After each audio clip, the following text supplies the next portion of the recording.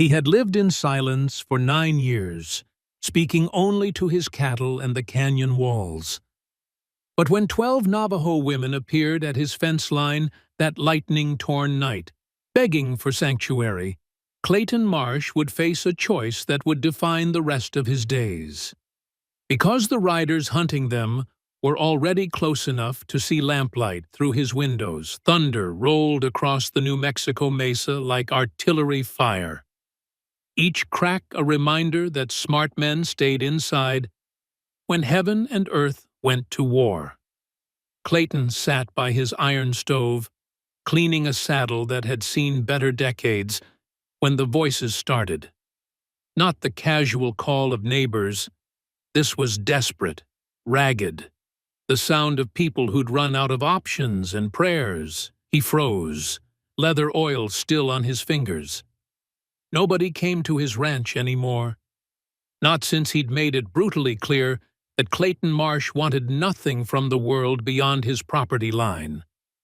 The voices came again, sharper now, accompanied by words in a language he recognized but hadn't heard since his wife and son still drew breath. Navajo. His blood went cold. The last time he'd heard that tongue, Maria and young Thomas were still alive. The last time strangers had approached his door after dark, he'd spent the next morning digging graves in frozen ground. Before we go deeper into what happened that night, we'd love to hear from you. Hit that like button and drop a comment telling us where you're watching from. And turn on notifications so you never miss a story like this one. His hand moved instinctively toward the Springfield rifle mounted above the window, muscle memory from years when sleep meant keeping one ear open for danger. But something stopped him. Maybe it was the timbre of those voices, not war cries or threats, but something closer to pleading. Maybe it was how the wind carried their words, broken and urgent. Or maybe it was the realization that warriors rarely announced themselves by calling out. He approached the reinforced door, each footfall measured. Through the thick planks, he could hear them more clearly now. Women's voices speaking in hushed, frantic tones. One voice rose above the others, switching to English with an accent that made each word sound chiseled from stone. Please. We know someone is there. We need shelter. Just until dawn. Clayton pressed his palm against the door, feeling their voices vibrate through the wood. 9 years of isolation had taught him to trust his instincts. And right now, every instinct screamed danger. Not from the women themselves, but from whatever had driven them to his door in a storm that could kill in minutes. He thought of Maria, how she used to challenge his suspicion of strangers, how she'd insist that mercy was the only thing separating humans from beasts. But Maria was dead, and mercy had died with her on a morning when he'd trusted the wrong men. The voice came again, pressed against the wood now. They are coming. If you refuse us, we die here. And when they find our bodies at your gate, you die next. Clayton's hand hovered over the iron bolt, securing his door. In 9 years, he'd never removed it for anyone. But something in that voice, a certainty that made his stomach drop, told him tonight everything was about to shatter. Because somewhere in the darkness beyond his fence, riders were closing in, and once they arrived, there would be no returning to the life he'd built in the shadows. The iron bolt fought him, 9 years of rust and fear resisting his decision. But the desperation in that woman's voice had cut through his defenses like a blade through paper. The door groaned open, revealing a sight that would mark him forever. 12 Navajo women stood clustered on his porch, their traditional dresses torn and mud-caked, several bearing wounds that stained fabric dark against the rain. The youngest couldn't have been more than 15, clutching a bundle that moved slightly, an infant barely breathing in the cold. The eldest had silver threading through black hair and eyes that had witnessed too many burials. But the woman who'd spoken commanded his attention. She stood slightly apart from the others, chin raised despite exhaustion carved into every line of her face. Blood traced from a gash above her right eye, and her dress was shredded at the shoulder, but her gaze held his without flinching. "I am Desba," she said, her English careful but clear. "These are my sisters, my daughters, my kin. We have been running for 4 days." Clayton opened his mouth, then closed it. Questions crowded his mind: where they'd come from, why they were alone, what kind of men were chasing them. But the sight of that infant's pale lips stopped his words. Some things mattered more than explanations. "Inside," he heard himself say, stepping back from the threshold. "Quickly." They moved like smoke, filing past him into the warmth of his main room. Clayton had forgotten how confined his home felt with other people in it. For 9 years, it had been his fortress, his refuge from a world that had taken everything. Now it seemed to contract around these women who brought with them the smell of rain and terror and something else. The metallic scent of blood that wasn't entirely their own. Desba was last to enter, and as she passed, she spoke barely above a whisper. "The militia hunting us. They are not far. Perhaps an hour, perhaps less. They will not stop until every one of us is dead." Clayton closed the door and slid the bolt home, knowing it was probably meaningless now. His sanctuary had been breached, not by force, but by choice.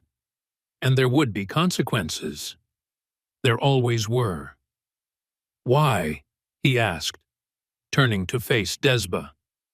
"Why are they hunting you?" Her dark eyes found his, and in them he saw familiar pain. The look of someone who'd lost everything and survived to remember it. "Because we fled instead of dying quietly. Because we chose life when they expected us to accept death. Because some of us fought back when they burned our village and murdered our men." She paused. "And because one of their sergeants will not allow witnesses if we live to testify about what he did to my youngest sister." Clayton felt something cold settle in his gut. He'd known men like that, soldiers who wore uniforms but had forgotten what honor meant. Men who took what they wanted and killed anyone who might speak of it later. "How many are coming?" he asked. 10, maybe 12. Her jaw tightened. "Led by a sergeant named Dalton.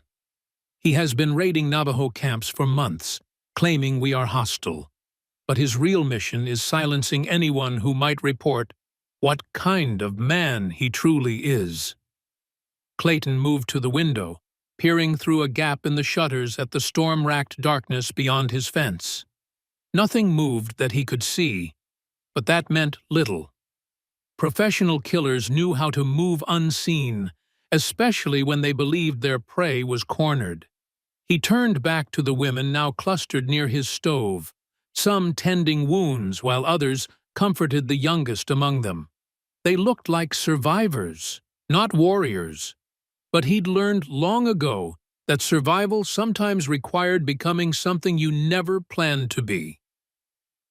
"There's a root cellar beneath the kitchen," he said to Desba. "Stone walls, hidden entrance. Might hold all of you, but it'll be tight." She shook her head slowly. "If they search and find us, you die with us. If they find an empty house with signs people were here, they might believe you weren't involved. We will not make you an enemy of armed men." Clayton almost laughed. 9 years too late for that conversation. "Lady, I became their enemy the day I decided to outlive what they did to my family. The only question now is whether we hide or make them pay for coming here." Something flickered in Desba's eyes. surprise, recognition, maybe even hope. Outside, the storm was weakening, and with it, the cover that had protected them this far. Because in the distance, barely audible over the dying wind, came the sound of horses moving through mud and the low voices of men who thought they had their prey trapped. The sound of approaching horses cut through the storm like a death sentence. Clayton moved with the efficiency of someone who'd survived by thinking 3 moves ahead, grabbing his rifle and a box of cartridges from the cabinet. But as he turned back to the women, he saw something that stopped him cold.